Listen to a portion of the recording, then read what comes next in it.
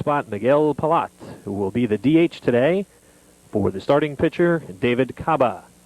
And there you see Mike Smisko, second-year head coach of the Perth Amboy Panthers. Defensively for Woodbridge today, they will have a junior at first base, Frank Beckhorn. We spoke of him in the open.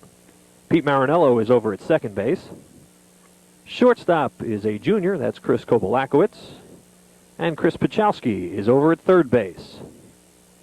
In left field, Mark Cholua is a junior. Another junior in center field, Jason Mormon. And around in right field for the Barons, wearing number 3 is Jerry Wise. Behind the plate today for Woodbridge, Brian Petro. And out on the mound for Woodbridge, without the T-shirt today, that is Sean Rowdy. Rowdy 2-2 this season, an ERA of 3.19. Rowdy has worked 22 innings, allowed 26 hits, 10 earned runs. He has struck out 19 in 22 innings and has allowed only 11 walks. And Matt, I have to commend Sean Rowdy for his braveness of not wearing a T-shirt today. Well, I guess he's nice and loose, ready to throw in this cool weather as we take a look at our home plate umpire. And that's John Uhas working with Joe Lorello today. Joe will be on the bases. There's a look at Joe Lorello, our umpire on the bases. Rowdy, as you mentioned, Paul, he's got those 19 strikeouts, and 9 of them he struck out in the season opening loss to this Perth Amboy Panther club. Patrick Ricks will lead it off for the Panthers. Ricks hitting .555 on 15 of 27. Leads the club with 10 runs scored and 7 stolen bases.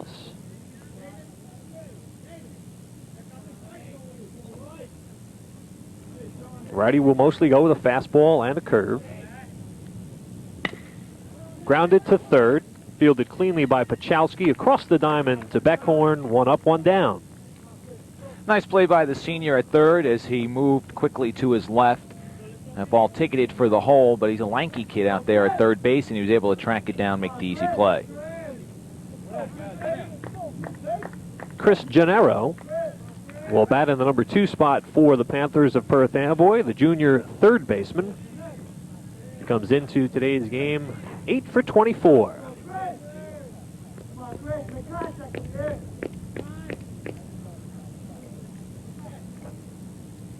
And the batter asks for time.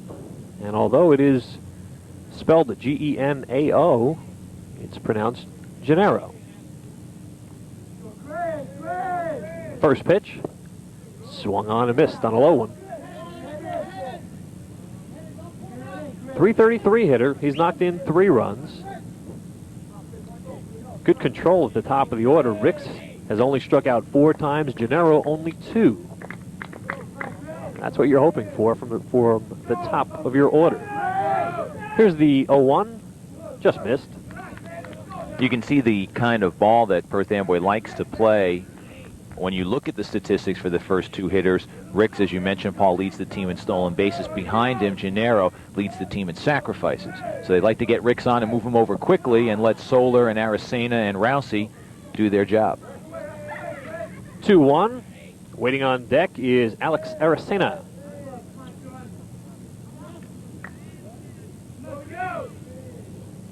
Here's the 2-1 delivery from Rowdy. Sky towards left.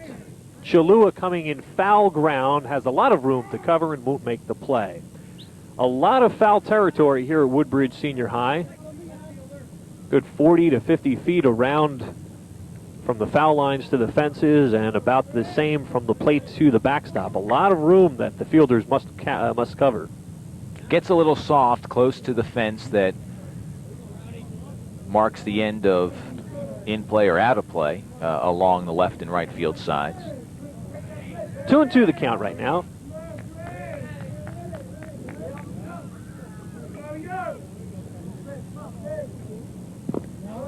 Gennaro held off of that one. We go to a full count.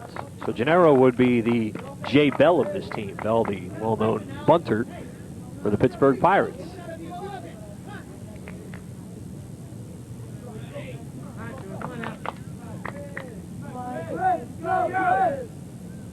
Full count. Here's the payoff pitch from Rowdy. And he collects his first strikeout of the day as he gets Gennaro swinging. So far, Rowdy has done the job. He's gotten Ricks to ground out, and then he comes inside with the fastball and strikes out Gennaro, only the third time that Gennaro has struck out all year. And if you can keep those first two guys off the base paths, you're going to do a good job against Perth Amboy. Alex Aracena, 5 for 22 this season. And he leads this club in a dubious category. He has struck out 12 times this year. Mike Smisko, the head coach, likes his swing, but he said that he just does strike out a lot. He gets fooled on a bunch of pitches, but he likes the stroke. 0-1 skied in the infield. Marinello, the second baseman, makes the call and puts it away for the 1-2-3 inning. So a good start for the Woodbridge Barons. No runs, hits, errors, and of course no one left on. We will head to the bottom half of inning number 1, and we'll take this opportunity to introduce you to the batting order for the homestanding Woodbridge Barons. Center fielder Jason Mormon will lead it off. Marinello, the second baseman, bats second. Marinello batting second. Batting third, Frank Beckhorn, the first baseman. Petro, the catcher, batting fourth. Brian Petro hitting fourth. Chris Pachowski batting in the 5 spot, the third baseman. Mark Chalua, the left fielder, hitting in the number 6 spot. Number 7 will be the right fielder, Jerry Wise. He'll be followed in the order by Chris Kobalakowicz, the shortstop.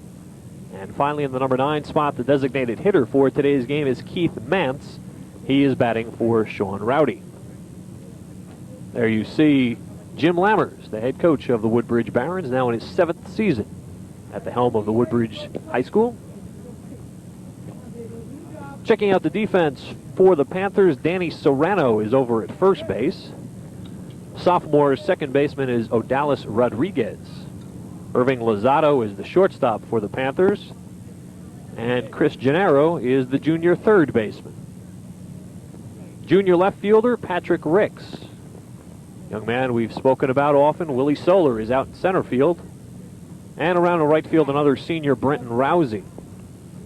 Behind the plate, a junior. We're waiting for him to get his gear, and there he is, Alex Aracena. Of course, he made the last out in the top half of the inning. And out on the mound, David Kaba. Kaba, a junior, is 2-2. 2.57 ERA. 19 innings of work so far for Kaba, 16 hits allowed. And there's some nice numbers. 12 strikeouts, a nice figure for 19 innings, but only 2 walks in 19 innings. And if you look at the 3 main pitchers that Amboy has, Aracena, Kaba, and Freddie Torres, it's the walks that have hurt them all year, but not in the case of Kaba, with just those 2 walks in his 19 innings of pitching. He does have a fastball, likes to throw the curve. He'll come in with a change of pace once in a while, and a real student of the game, according to Mike Smisko. David Kaba, the junior right-hander, will be facing Mormon, Marinello, and Beckhorn here in the bottom half of inning number 1. First time these clubs met opening day, almost a month ago. 2-1 victory for Perth Amboy. Perth Amboy currently 4-4-1. Woodbridge is 7-4. A little bit later on, we'll be showing you the standings in the red division of the Greater Middlesex Conference, but these teams are neck and neck. Amboy last Thursday snapping a 3-game losing streak to even their record at 4-4-1 when they beat St. Joe's. They started off hot. Mormon swings at the first pitch, fouls it behind third base. And it's important to get into that, at the very least, that number 2 spot in your division. In the GMC, their end-of-season tournament, 16 teams are chosen. There are 4 divisions in the GMC. The top 2 teams, the winner and the runner-up, are guaranteed a spot in the tournament. The next 8 are chosen at large. So again, if you're in the top 2, you're guaranteed a spot in the tournament. Mormon looks at ball 1, 1-1.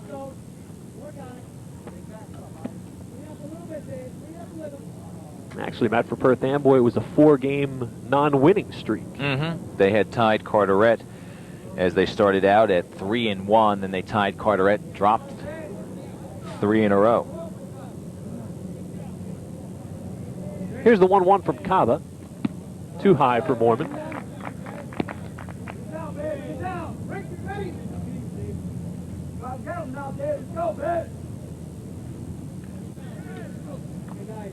2-1 to leadoff hitter Jason Warman.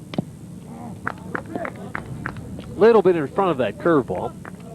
And the count will go even at 2-2. Paul Mormon's got 2 triples. One of them came against Amboy in the season opener. Beautiful field here at Woodbridge. It goes 310 down each line, 365 in the power alleys, 390 to dead center. There is a fence. Hit hard towards third, fielded there by Gennaro on the line drive.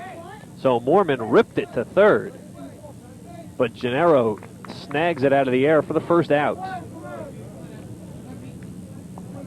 Did a good job waiting on the pitch, but hit it right to the third baseman. Solidly hit ball, but an easy play. Number 2 hitter is Pete Marinello. Marinello takes strike 1. That was a bullet that Mormon hit to third. Marinello hitting .250 this season. 9 for 36. 1-1.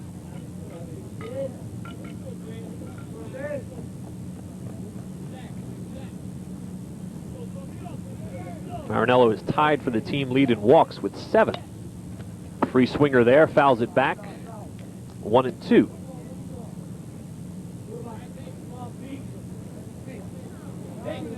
Jim Lammers was saying before the ball game he really does like this club. He doesn't want to chalk it all up to chemistry, but he said they get along, and he said they just really are a good group of kids. And as we've talked about over the years, Paula, a club that doesn't get along, that causes problems, they can win a state championship, and it really tarnishes the season anyway. But a good club, a fun club, you can enjoy, and you don't ever want to see the season end. Tough chance for Gennaro. His throw in time to Serrano. So Gennaro had a little trouble with that one, but it was hit so hard by Marinello that the junior third baseman had time to field it. There you see it. Got a little help from the right ankle there. Yeah, kept his body in front of it and makes the throw across. Good stretch there at first by Serrano.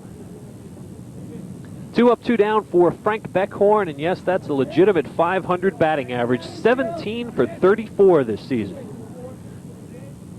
We saw him last year in the game we televised between these two teams, and he had a great afternoon. He's really been stroking the ball all season long, and they've all been legitimate shots. He's not blessed with a lot of speed, so he's not going to beat out some infield hits. Not that that counts any less than a rope up the middle, but with Frank, you know that they're hard hit. Beckhorn in that game last year hit a massive grand slam in the second inning. Helped the Barons to a victory that day.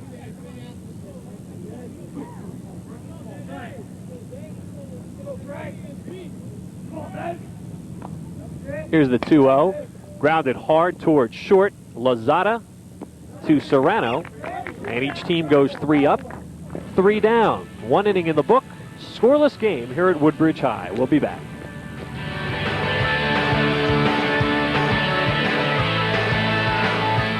Ball in, Matt.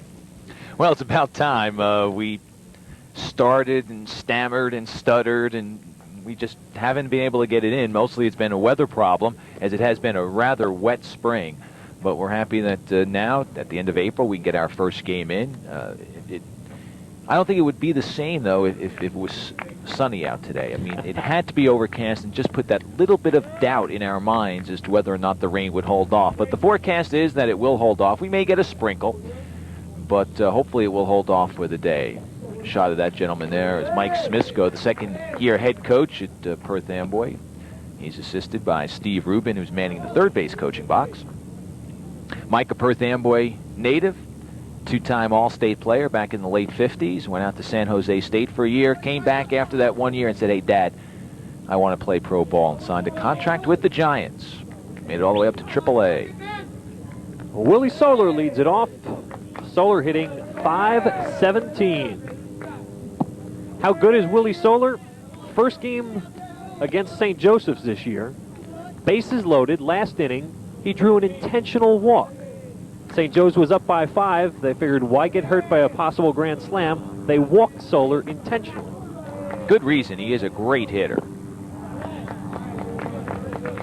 powerful, compact build.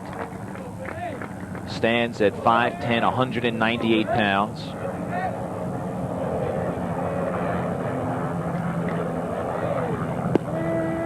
Two and one. And as a repeat performance, St. Joe's over the weekend with runners on first and second walked Solar to load the bases.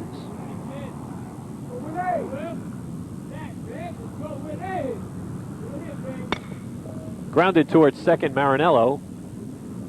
Over to Beckhorn. So 4 in a row recorded by Sean Rowdy. The infield for Woodbridge has been getting better. They've been improving their play as the season has gone along. That has been the one spot where when they do make a mistake, it generally comes back to haunt them, and the mistake has generally, for Woodbridge this year, occurred in the infield. But Jim Lammer said that it has been getting better, and that's what you want to see. 11 games in, improvement along the way, and hopefully that improvement will continue throughout the season.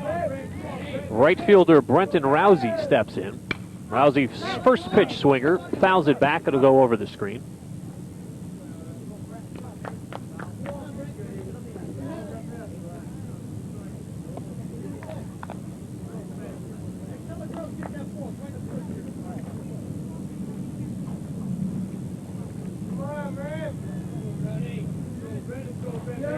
Number 5 hitter in the Perth Amboy lineup, Brenton Rousey.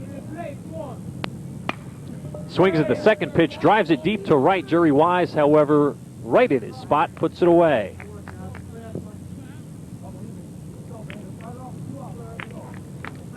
Well, in the first inning, we saw 2 rather hard-hit balls by Woodbridge batters right at the third baseman for Amboy. Here in this inning, we've seen kind of the opposite. Opposite field shot, second base, right field. So that kind of tells you that they've been waiting on Cava, but they can't get around on Rowdy. Number 6 hitter, left-handed, hitting Irving Lozada. He swings the first pitch, skies it into the infield. Pachowski at third makes the quick call, and it's a 1-2-3 inning once again for Sean Rowdy. We'll head to the home half of the second inning, still scoreless at Woodbridge High. Games the Barons have played in, decided by 1 run. That'll keep you warm on the bench. Yeah, that'll keep you into it, no question about it. And it will also develop a little chemistry because everybody has to contribute when the games are 2-1, 5-4, 6-5.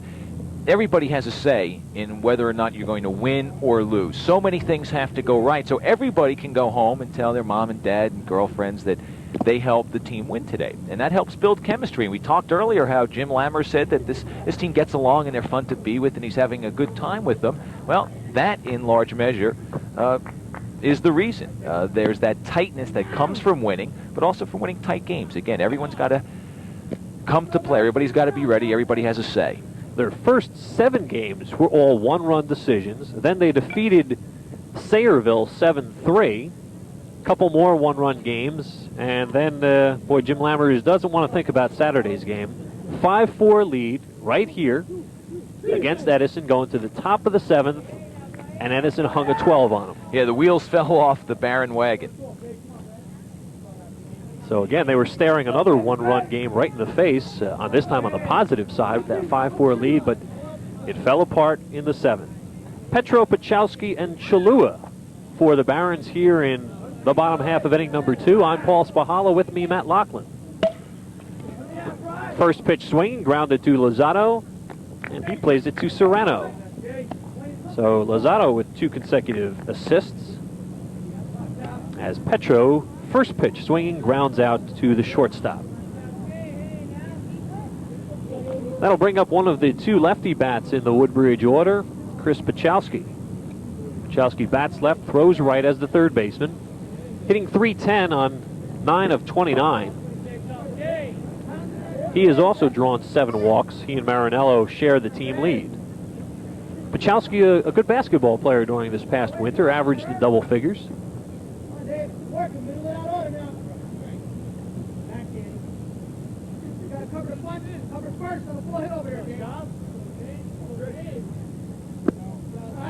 Low for ball 1. Combined, 10 batters have stepped up to the plate. All 10 have been recorded as outs. Here's the 1-0 Pachowski. Again low, ball 2. Well, the wind has died down, and that's made things warm up a little bit. So that certainly helps the situation. The fact that the pitchers are working quickly, too, keeps everybody into the game.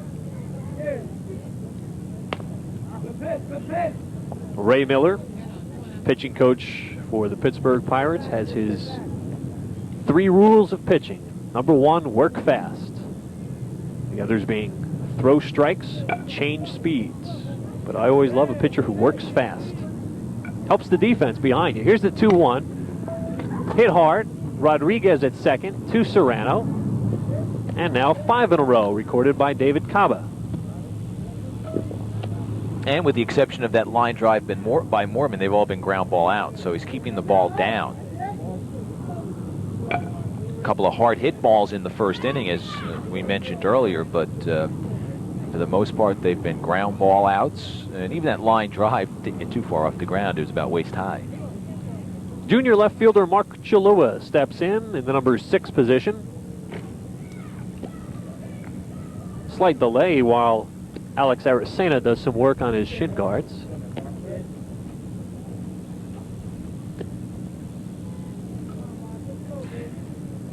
Northeast baseball, excuse me, Paul. Northeast baseball, this is what it's all about. Kind of a chilly day, overcast, not a lot of fans out because it is cold.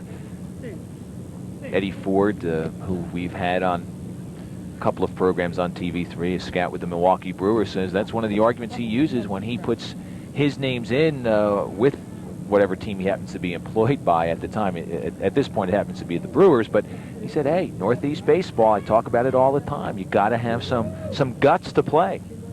Well, we'll be heading up north in the TV3 system, that is, for our next game on Thursday afternoon. Leonia takes on Secaucus. You'll be able to see this game Friday evening at 8:30, and then again the following Thursday, the 9th of May at 8 p.m. Secaucus not having the kind of year that we thought they would. They came in as our preseason number 1. They went down to South Carolina at the start of the season, and they lost a handful of games, but that's okay. You want to judge a team against the competition they're going to play most of the time. So we waited till they came back to see really what it was all about. And they have struggled just a little bit. Now, the BCSL is a fine conference. They've got a lot of strong teams, but it's been just a little bit over 500 for Secaucus this year, and that's nothing what we expected. And frankly, they had set a goal as a state championship, so it's not been the kind of year that the Patriots themselves expected. But still a long way to go, and it'll be good to see them in action on Thursday. Well, the JVs are playing, and now the varsity is ready as Aracena is back behind the plate. 2 down here in the bottom of the second. First pitch to Chalua is in the dirt. Well, we will see the Patriots firsthand this coming Thursday. Hate to say it, but weather permitting. There is weather problems down the road, apparently. The prediction is for rain later tonight, again on Tuesday and into Wednesday. But Thursday and Friday is supposed to be nice, so hopefully we'll get the game in. Just a matter of we can get that big vehicle over those fields towards home plate. 1-1 the count to Chalua. Wise will follow. 1-1 from Caba. Low. 2-1.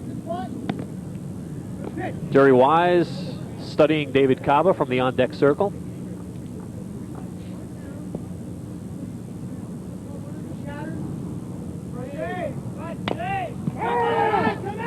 Foul ball. Called foul quickly by John Uhas, the plate umpire.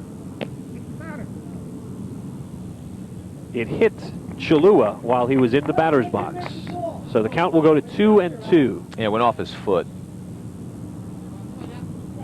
But a good play by Aracena. The umpire clearly called it foul. But he just wanted to make sure. Threw it down to first. You never know. Why take a chance? 2-2 to Chalua. 2 down, bottom of the second inning.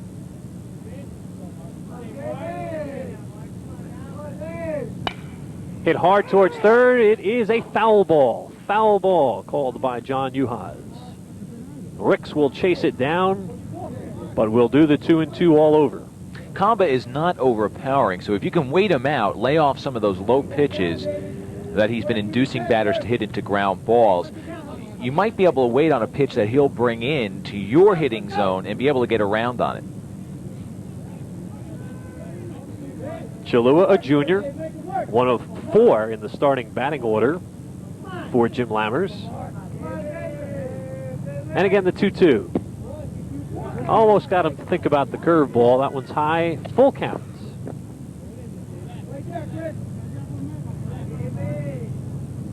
Only went a full count to Mormon, the first batter, before Mormon hit that line drive to third. Now a full count to Chalua.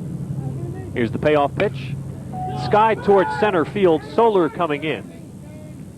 And Willie Soler will have it for the final out of the inning. 2 full innings in the books. We haven't had a base runner yet. Scoreless game, Perth Amboy and Woodbridge. We'll be right back.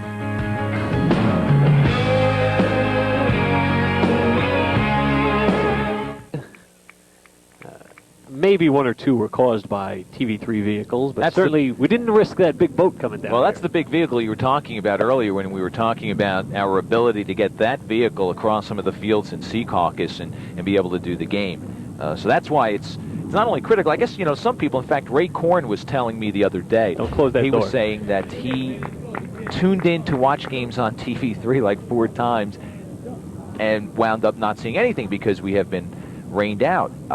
And part of the problem on occasion, not in this instance, but part of the problem on occasion is our inability to get that big vehicle across some of the wet grounds. The game might be played, but in fact, the truck just can't get there. Complicating the problems here, or at least as it was described to me by one of the field artists, as we will call them, one of the maintenance men who was out here earlier, said there's a lot of artesian wells around this field, so they don't allow whatever rain was here to dry. But that's for others to think about, for those geologists to think about with the water tables. Thinking about the next 3 innings, here's Matt Lachlan. 172 hitter Danny Serrano steps in to lead off against Sean Rowdy in the first pitch in there, fastball for a call strike. Serrano will be followed by Odalis Rodriguez and then designated hitter Miguel Palat. Rowdy has struck out 1 in his 2 innings of work.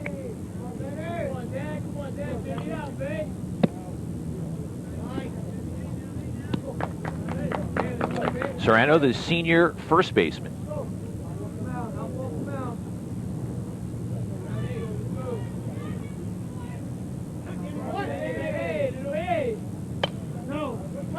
One and 2 the count.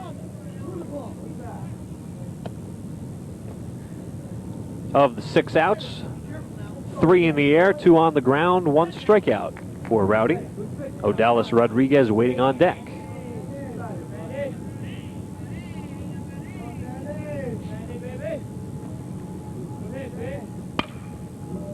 One hopper that skips past off the glove of Beckhorn.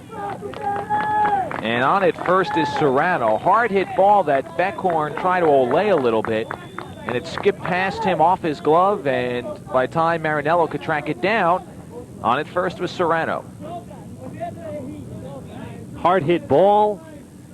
And Beckhorn just couldn't corral it with the glove and then went down to his knees. By the time Marinello got there, the runner was in already. Error charged to Beckhorn, and Serrano on at first. First base runner of the ballgame for either team. And squaring the bunt is Rodriguez. He bunts it in the air, and it's played easily by Pachalski, and there is 1 down.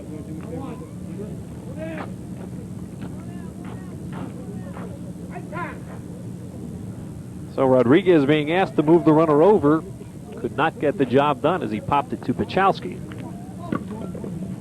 And Serrano, a good play at first base. Sometimes when that bunt is on, that runner just puts his head down and is easily doubled up. Serrano at least waited for the ball to hit the ground. Here's Miguel Palat, batting a robust .538. Ball gets by at first base, and going down the second is Serrano, and he'll hold up there. So a wild throw by Rowdy has allowed Serrano to reach second base. Now remember, we talked about a lot of room. Here's the pickoff attempt, and the throw is just into the runner. Beckhorn had no chance. And then Beckhorn and the right fielder, Jerry Wise, had to run that ball down. It is in play. It kicked off that fence, but Serrano was held at second. RBI opportunity here for Palacio.